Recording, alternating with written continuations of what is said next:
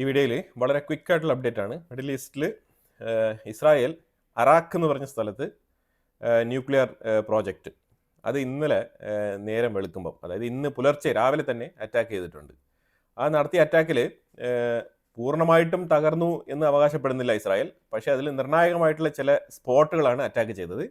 അതിൽ എന്തുകൊണ്ടാണ് അറാഖ് എന്ന് പറഞ്ഞ ആ ഒരു റിയാക്ടർ അറ്റാക്ക് ചെയ്യുന്നത് പറഞ്ഞാൽ, ഈ അറാഖ് എന്ന് പറഞ്ഞ സ്ഥലത്ത് എനർജി പ്രൊഡക്ഷനും ഉണ്ട് ഇറാന് വേണ്ടിയിട്ട്. അപ്പോൾ ഇറാൻ ഇപ്പോൾ പറഞ്ഞിരിക്കുന്നത് ഈ വാട്ടർ റിയാക്ടറാണ് ഇവർ അറ്റാക്ക് ചെയ്തത്. അത് ശരിക്കും പറഞ്ഞാൽ എനർജി പർപ്പസിന് വേണ്ടിയിട്ട് യൂസ് ചെയ്തതാണ്. അപ്പോൾ അതിനെ ആ രീതിയിലാണ് ഇറാൻ പോർട്രേറ്റ് ചെയ്യാൻ ശ്രമിക്കുന്നത്. പക്ഷേ അവിടെ ഇസ്രായേലിൻ്റെ കണ്ടെത്തൽ എന്ന് പറഞ്ഞാൽ, ഇസ്രായേൽ ആക്രമണം ചെയ്തതിൻ്റെ കാര്യകാരണങ്ങൾ സഹിതം വ്യക്തമാക്കിയിട്ടുണ്ട്. അതായത് പ്ലൂട്ടോണിയമാണ് അവിടെ ഉൽപ്പാദിപ്പിച്ചുകൊണ്ടിരുന്നത്. ഈ പ്ലൂട്ടോണിയം എൻറിച്ച്മെൻ്റ് ആണ് അവിടെ നടത്തിക്കൊണ്ടിരുന്നത്. ഈ പ്ലൂട്ടോണിയം എന്ന് പറയുന്നത് ന്യൂക്ലിയർ റിയാക്ടറിൻ്റെ വാർഹെഡിൽ ഫ്രണ്ട് പോർഷനിൽ ഇഗ്നൈറ്റ് ചെയ്യാൻ വേണ്ടിയിട്ട് ഉപയോഗിക്കുന്ന ഒരു സബ്സ്റ്റൻസ് ആണ്.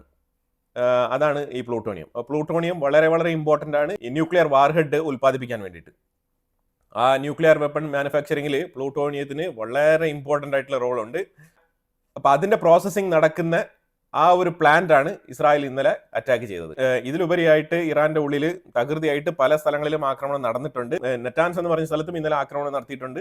അവിടെ റോ മെറ്റീരിയൽ കളക്ടിങ് യൂണിറ്റ് എന്ന് പറഞ്ഞിട്ട് കുറേ റോ മെറ്റീരിയൽ സ്റ്റേഷൻസ് ഒക്കെ അവിടെ ഉണ്ടായിരുന്നു. അതെല്ലാം തന്നെ തച്ച് തകർത്തിട്ടുണ്ട്. ഈ നെറ്റാൻസ് എന്ന് പറഞ്ഞ ആ ഒരു പ്ലാന്റ് ഇസ്രായേൽ ഒറ്റയ്ക്ക് തന്നെ തച്ച് തകർത്ത് കളഞ്ഞിരിക്കുകയാണ്. അതും ഒരു അണ്ടർഗ്രൗണ്ട് ന്യൂക്ലിയർ എൻറിച്ച്മെന്റ് പ്രോഗ്രാം നടക്കുന്ന സ്ഥലമാണ്. ഇത് IAEA തന്നെ സ്ഥിരീകരിച്ചിട്ടുണ്ട്. നെറ്റാൻസ് ആൾമോസ്റ്റ് കൊളാപ്സ്ഡ്. പിന്നെ അറാഖ് എന്ന് പറഞ്ഞ ആ ഒരു സ്ഥലവും മാക്സിമം ബൈ ഒരു 2 to 3 ഡേയ്സിൽ അത് അറ്റാക്ക് ചെയ്ത് അത് തീർക്കും. അതും അങ്ങനെ തന്നെയാണ് മനസ്സിലാക്കാൻ പറ്റുന്നത്. കോമിലേക്കും ഇന്നലെ പാർഷ്യലി അറ്റാക്ക് നടത്തിയിട്ടുണ്ട്. ഈ കോം എന്ന് പറഞ്ഞ ന്യൂക്ലിയർ എൻറിച്ച്മെന്റ് നടക്കുന്ന ആ സ്ഥലത്തും പാർഷ്യലി അറ്റാക്ക് നടത്തിയിട്ടുണ്ട്. ശക്തമായ രീതിയിൽ നടത്താൻ പറ്റിയിട്ടില്ല. കാരണം ഈ ഫാർദോ, കോം ഇത് രണ്ടും തന്നെ ഓൾമോസ്റ്റ് ഒരു മിഡിൽ പ്ലേസിൽ ലൊക്കേറ്റ് ചെയ്യുന്ന ഒരു ന്യൂക്ലിയർ പ്ലാന്റ് അവിടെ ഉണ്ട്. അതാണ് ഏറ്റവും കൂടുതൽ ഡീപ്പായിട്ട്, ഏതാണ്ട് 300 ഫീറ്റ് എന്നാണ് പറയുന്നത്. അതാണ് ഏതാണ്ട് 300 അടി താഴ്ചയിലാണ് ആ ന്യൂക്ലിയർ എൻറിച്ച്മെന്റ് പ്ലാന്റ് പ്രവർത്തിക്കുന്നതായിട്ട് പൊതുവിൽ മനസ്സിലാക്കിയിരിക്കുന്നത്. അതായത് ഈ കോം എന്ന് പറഞ്ഞ സ്ഥലം, ഈ ഫോർദോ എന്ന് പറയുന്നത്. അപ്പോൾ അതിനു വേണ്ടിയിട്ടാണ് ഏറ്റവും കൂടുതൽ ഏറ്റവും ടോപ്പ് മോസ്റ്റിലുള്ള GUB ബങ്കർ ബസ്റ്റർ ആവശ്യപ്പെടുന്നത്. അപ്പോൾ എന്തായാലും പല മിലിറ്ററി സൈറ്റുകളും ടാർഗറ്റ് ചെയ്യപ്പെട്ടിട്ടുണ്ട്, എയർ ബേസുകൾ ടാർഗറ്റ് ചെയ്യപ്പെട്ടിട്ടുണ്ട്, റഡാർ സ്റ്റേഷൻസ് അറ്റാക്ക് ചെയ്തിട്ടുണ്ട്. ഇതെല്ലാം തന്നെ ഇന്നലെ രാത്രി ഇസ്രായേൽ നടത്തിയ ഓപ്പറേഷൻസിൽ പുറത്തു വരുന്ന കാര്യങ്ങളാണ്. ഇതിലുപരിയായിട്ട് ഇസ്രായേലിന്റെ ഉള്ളിൽ ഒരു ബാലിസ്റ്റിക് മിസൈൽ പതിച്ചിട്ടുണ്ട്. ആ ബാലിസ്റ്റിക് മിസൈൽ ഒരു ഹോസ്പിറ്റലിലാണ് പതിച്ചത്. ബീർഷിബ സുറൂഖ് എന്ന് പറഞ്ഞ ആ ഹോസ്പിറ്റലിലാണ് ഈ ഒരു ബാലിസ്റ്റിക് മിസൈൽ പതിച്ചത്. ഈ ഹോസ്പിറ്റലിൽ ഇന്നലെ ഗ്രൗണ്ട് ഫ്ലോറിൽ ഉണ്ടായിരുന്ന പേഷ്യൻസിനെ എല്ലാം തന്നെ ഒഴിപ്പിച്ചിട്ടുണ്ടായിരുന്നു. അപ്പോൾ അതുകൊണ്ട് തന്നെ കാഷ്വാലിറ്റീസ് കുറവാണ്. ഈ ഒരു ഹോസ്പിറ്റൽ അറ്റാക്ക് ചെയ്യപ്പെട്ടതിൽ ഇസ്രായേലിന്റെ ഭാഗത്ത് വന്നിരിക്കുന്നത്, അവിടെ ഇസ്രായേലികൾ മാത്രമല്ല ട്രീറ്റ്മെന്റിലുള്ളത്, അവിടെ അറബ് കമ്മ്യൂണിറ്റിയിൽപ്പെട്ട പാലസ്തീനികളും കൂടിയാണ് ഉപയോഗിക്കുന്നത്. ഒരുപാട് പാലസ്തീനികളും തന്നെ അവിടെ ട്രീറ്റ്മെന്റ് ചികിത്സ നേടുന്നുണ്ട്. അപ്പോൾ ഈ ഹോസ്പിറ്റലിൽ ബാലിസ്റ്റിക് മിസൈൽ പതിച്ചതിൽ കുറേ പേർക്ക് പരിക്കുണ്ട്. അതിൽ 3 പേര് ക്രിട്ടിക്കലി ഇഞ്ചൂർഡാണ്. ഈ 3 പേരും ഏത് രീതിയിൽ രക്ഷപ്പെടും എന്നുള്ളത് നമുക്ക് അറിയത്തില്ല. പക്ഷേ ഇതാണ് നിലവിലെ ആ ഹോസ്പിറ്റലുമായിട്ട് ബന്ധപ്പെട്ട വാർത്തകൾ പുറത്തു വന്നുകൊണ്ടിരിക്കുന്നത്. പിന്നെ അതിൻ്റെ ഫൂട്ടേജസും കാര്യങ്ങളൊക്കെ വന്നിട്ടില്ല. പക്ഷേ ഇത് പ്രാഥമികമായിട്ട് വന്നുകൊണ്ടിരിക്കുന്ന വാർത്തകളാണ്. ഇന്നലെ ഇസ്രായേൽ ഓപ്പറേഷൻ ഉപയോഗിച്ചത് 40 ഫൈറ്റർ ജെറ്റുകളാണ്, 100 അമ്യൂണിഷൻസ്. അതായത് 40 ഫൈറ്റർ ജെറ്റുകൾ, 100 ടാർഗറ്റ്. ഇതായിരുന്നു ഇന്നലെ ഇസ്രായേൽ നടത്തിയ ഓപ്പറേഷൻ ഇറാന്റെ ഉള്ളിൽ. പിന്നെ ഇറാൻ പറഞ്ഞിരിക്കുന്നത്, ഞങ്ങൾ ഹോസ്പിറ്റലിലേക്ക് മിസൈൽ വിട്ടതിൻ്റെ റീസൺ എന്ന് പറഞ്ഞാൽ അതിൻ്റെ തൊട്ടടുത്ത് മിലിറ്ററി ബേസ് ഉണ്ടായിരുന്നു എന്നാണ് ഇറാന്റെ അവകാശവാദം. കാരണം ഇവരൊക്കെ എപ്പോഴും ഇരവാദം ഉയർത്തുന്ന ആൾക്കാർ ഇസ്രായേൽ ഹോസ്പിറ്റൽ അറ്റാക്ക് ചെയ്തു വാർ ക്രൈം ആണെന്നല്ലോ പറയുന്നത്. അപ്പോൾ ഇങ്ങനെ വാർ ക്രൈം പറയുന്ന ആൾക്കാർ ഇങ്ങനെ തിരിച്ച് വാർ ക്രൈം തന്നെയാണ് ചെയ്തുകൊണ്ടിരിക്കുന്നത്. അപ്പോൾ യുദ്ധം നടത്തുമ്പം എങ്ങനെയാണ് വാർ ക്രൈം സംഭവിക്കുന്നത് എന്നുള്ളത് ഇപ്പോൾ അവർക്ക് മനസ്സിലായിട്ടുണ്ടാവും. അപ്പോൾ ഇതുമായിട്ട് ബന്ധപ്പെട്ട് ഇസ്രായേലിന്റെ സൈഡിൽ നിന്ന് പറഞ്ഞിരിക്കുന്നത്, ആ ഹോസ്പിറ്റലിന്റെ ചുറ്റിലോ ആ ഹോസ്പിറ്റലിന്റെ കിലോമീറ്റർ ചുറ്റളവിൽ പരിധിയിലോ എവിടെയും തന്നെ ഒരു മിലിറ്ററി ബേസും അവിടെ ഇല്ല എന്നാണ് ഇസ്രായേൽ പറഞ്ഞിരിക്കുന്നത്. അപ്പോൾ ഇതിൻ്റെ ഇടയ്ക്ക് ജപ്പാൻ, ചൈന, ഇന്തോനേഷ്യ ഇവർ 3 പേരും കൂടി ഇസ്രായേലിൽ നിന്നും ഇവാക്യുവേഷൻ പ്ലാൻ, അതായത് അവരവരുടെ സിറ്റിസൻസിനെ അവർ കൊണ്ടുപോകാൻ വേണ്ടിയിട്ട് പ്ലാൻ ചെയ്യുന്നുണ്ട്. സംതിങ് 200+ ജാപ്പനീസ് ഇസ്രായേലിലുണ്ട്. അതേപോലെ ഒരു 356ഓളം ആൾക്കാർ ഇന്തോനേഷ്യൻസും ഇസ്രായേലിലുണ്ട്. അപ്പോൾ അവരെയൊക്കെ ഇവാക്യുവേറ്റ് ചെയ്യാനും അവരുടെ ആ രാജ്യങ്ങളുടെ എംബസി ഇസ്രായേലിനെ അപ്രോച്ച് ചെയ്തിട്ടുണ്ട്. അമേരിക്ക ഓൾമോസ്റ്റ് ഇസ്രായേലിനോടൊപ്പം ഇറങ്ങാനുള്ള എല്ലാവിധ തയ്യാറെടുപ്പുകളോടും റെഡിയായിരിക്കുന്നതാണ് മനസ്സിലാക്കാൻ പറ്റുന്നത്.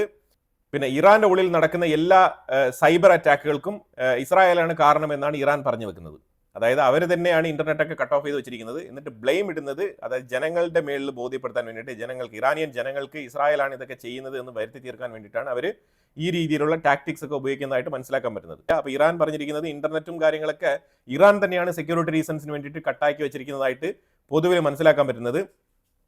കാരണം പ്രാഥമികമായിട്ട് അവരുടെ മീഡിയയിൽ നിന്നും ഇൻഫർമേഷൻസ് കൊടുത്തതാണ്. അതായത് ഇറാനിയൻസ് കുറച്ച് കെയർഫുൾ ആയിട്ടിരിക്കണം, നമ്മുടെ രാജ്യത്ത് നിന്ന് ഇങ്ങനെ ഫൂട്ടേജസും കാര്യങ്ങളൊക്കെ എടുത്ത് വെളിയിൽ പ്രദർശിപ്പിക്കാൻ പാടില്ല, വാട്സപ്പ് ഒക്കെ കട്ട് ചെയ്യണമെന്നുള്ള മെസ്സേജുകളൊക്കെ അവരുടെ മീഡിയ തന്നെയാണ് പബ്ലിഷ് ചെയ്തത്. പക്ഷെ അത് ജനങ്ങൾ കേൾക്കാത്ത കൊണ്ടാണ് അവർ ഇന്റർനെറ്റ് കട്ട് ഓഫിലേക്കും ഈ സൈബർ അറ്റാക്ക് എന്നുള്ള നിലയിലൊക്കെ ഇവർ മുന്നോട്ട് പോയത്. ഇതിനകത്ത് ബാങ്കിങ് സിസ്റ്റത്തിന് മാത്രം എന്തെങ്കിലും ഫോറിൻ ഇടപെടലുകൾ ഉണ്ടോ എന്നുള്ളൊരു സംശയം അവർ പ്രകടിപ്പിക്കുന്നുണ്ട്. കാരണം ഒരു സ്വന്തം രാജ്യം സ്വന്തം ബാങ്കിങ് സിസ്റ്റം തകർക്കാൻ വേണ്ടിയിട്ട് എന്തെങ്കിലുമൊക്കെ ചെയ്യുമെന്ന് നമുക്ക് വിചാരിക്കാൻ പറ്റത്തില്ല. അപ്പോൾ അതുകൊണ്ട് ബാങ്കിങ് സിസ്റ്റത്തിൽ എന്തെങ്കിലുമൊക്കെ തകരാറ് പറ്റിയതിൽ ഇസ്രായേലിന്റെ എന്തെങ്കിലും ഹാക്കേഴ്സിന്റെ ഇടപെടൽ ഉണ്ടോ എന്നുള്ളത് നമുക്ക് അറിയത്തില്ല. അതുമായിട്ട് ബന്ധപ്പെട്ട വാർത്തകൾ ഇതുവരെ വന്നിട്ടില്ല. പക്ഷെ എന്നാലും ഇറാൻ ഇപ്പോൾ ബ്ലെയിം ചെയ്യുന്നത് ഇസ്രായേലിനെയാണ്. അതായത് ഇറാന്റെ ഉള്ളിലേക്കുള്ള ഇന്റർനെറ്റ് പ്രോബ്ലം, അതേപോലെ തന്നെ ഈ ബാങ്കിങ് സിസ്റ്റത്തിലെ ഇഷ്യൂ, ഇതിനെല്ലാം ബ്ലെയിം ചെയ്യുന്നത് ഇസ്രായേലിനെയാണ്. ഇന്നലെ രാത്രിയും മൾട്ടിപ്പിൾ വേവ്സ് ഓഫ് മിസൈൽസ് ഇറാന്റെ ഭാഗത്ത് നിന്ന് ഇസ്രായേലിലേക്ക് ടാർഗറ്റ് ചെയ്യപ്പെട്ടു എന്നാണ് മനസ്സിലാക്കുന്നത്. അത് മാക്സിമം 90% ഇന്റർസെപ്റ്റ് ചെയ്യപ്പെട്ടു എന്നാണ് ഇസ്രായേലിന്റെ സൈഡിൽ പറഞ്ഞിരിക്കുന്നത്. പക്ഷേ ഇങ്ങനെ എക്സെപ്ഷൻ ആയിട്ട് ചില സംഭവങ്ങൾ സംഭവിക്കുന്നുണ്ട്. അതിലൊന്നാണ് ഈ ബീർഷീബ സുറൂക്ക ഹോസ്പിറ്റലിൽ നടന്ന ആക്രമണം. ഇപ്പോൾ കിട്ടിയ വാർത്ത എന്ന് പറഞ്ഞാൽ UK നിന്നും ക്വീൻ എലിസബത്ത് എന്ന് പറയുന്ന aircraft career Suez canal cross ചെയ്ത് റെഡ് സീ പാസ് ചെയ്ത് ഇറാൻ്റെ അടുത്തേക്ക് നീങ്ങുകയാണ്, ആ ഒരു ടെറിട്ടറിയിലേക്ക്. ഇതെല്ലാം കൂടെ സൂചിപ്പിക്കുന്നത് ശരിക്കും പറഞ്ഞാൽ ഇറാനെ ഒരു ടൈറ്റ് ഷെഡ്യൂളിൽ കൊണ്ടുവന്ന് ടാർഗറ്റീവായിട്ട് അറ്റാക്ക് ചെയ്യാൻ തന്നെയാണ്. അമേരിക്കയും UK എല്ലാം കൂടി ഇപ്പോൾ ഒരുമിച്ച് ആ ഒരു പരിസരത്ത് എത്തുന്ന ഒരു രംഗമാണ് നമുക്കിപ്പോൾ കാണാൻ കഴിയുന്നത്. അതിലുപരിയായിട്ട് ഇസ്രായേൽ ഇന്ന് രാവിലെ തന്നെ, ഇപ്പം തന്നെ ഈ ഒരു മൊമെൻറ്റിൽ തന്നെ ഇസ്രായേലിൻ്റെ ഹോസ്പിറ്റൽ ഇറാൻ ബാലിസ്റ്റിക് മിസൈൽ വിട്ട് ആക്രമണം നടത്തിയതിൻ്റെ ഭാഗമായിട്ട് അതിൻ്റെ റെസിപ്രോക്കൽ അറ്റാക്ക് എന്നുള്ള നിലയിൽ തെഹ്റാൻ്റെ ഉള്ളിൽ ഏറ്റവും ഉയരം കൂടിയ ഒരു ബിൽഡിംഗ് നിലം പതിപ്പിച്ചിട്ടുണ്ട്. അതിലുപരിയായിട്ട് ബെഞ്ചമിൻ നെതന്യാഹു പറഞ്ഞിരിക്കുന്നത് ഈ ഹോസ്പിറ്റൽ ആക്രമണത്തിനെതിരെ ശക്തമായ നടപടി ഉണ്ടാവും എന്നാണ് പറഞ്ഞിരിക്കുന്നത്. അപ്പോൾ എന്തായാലും ഇറാനെതിരെയുള്ള നടപടികൾ കുറേ കൂടെ ശക്തിപ്പെടുന്നതായിട്ടാണ് മനസ്സിലാക്കാൻ പറ്റുന്നത്.